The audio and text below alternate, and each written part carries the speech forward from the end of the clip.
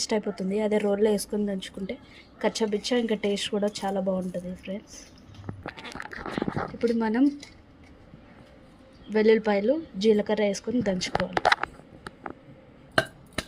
ఇలా దంచుకోవాలి కచ్చపిచ్చ. ఫస్ట్ చూడండి కొంచెం మెత్తగా ఇలానే మనం తిప్పుకుంటూ ఉండాలి. మళ్ళీ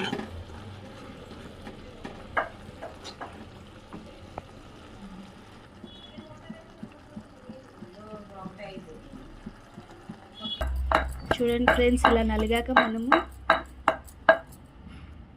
వేసుకొని దంచుకోవాలి టమాటా.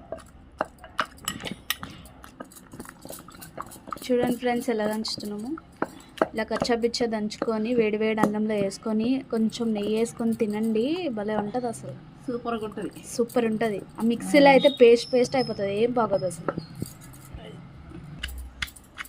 ఉల్లిపాయ వేసుకుంటే కూడా చాలా టేస్ట్ ఉంటుంది ఫ్రెండ్స్. అది మనం గోంగూర పచ్చడిలో వేసుకుంటాం కదా, దీంట్లో కూడా వేసుకొని ఒకసారి ట్రై చేయండి. చాలా బాగుంటుంది. అది కచ్చాపిచ్చ నూరుకోవాలి. ఎక్కువ నలగొద్దు, మెత్తగా నలిగితే బాగోదు. కచ్చాపిచ్చ నలిగితే వంటికి తగిలితే బాగుంటుంది. అయిపోయింది ఫ్రెండ్స్. ఇప్పుడే నూరేసి తీసాం. తాలింపు పెట్టుకుంటే అయిపోతుంది. పోపు సామాన్లు అవన్నీ మొత్తం వేసుకుని చూద్దాం.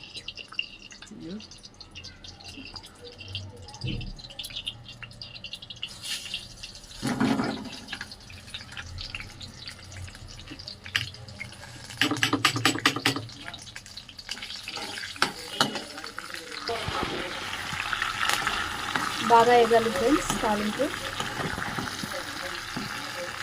తాలింపు వేసుకుంటే ఇంకా పచ్చడిలో మనకి టేస్ట్ చాలా బాగుంటుంది. అది టమాటా పచ్చడి అంటే ఇంకా చాలా ఇష్టంగా ఉన్న వాళ్ళు ఉంటారు కదా.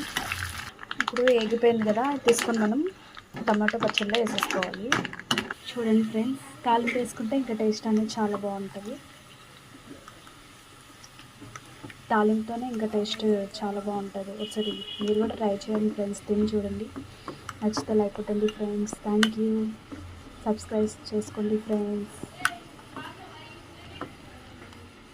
అయిపోయింది ఈరోజు టమాటా పచ్చడి.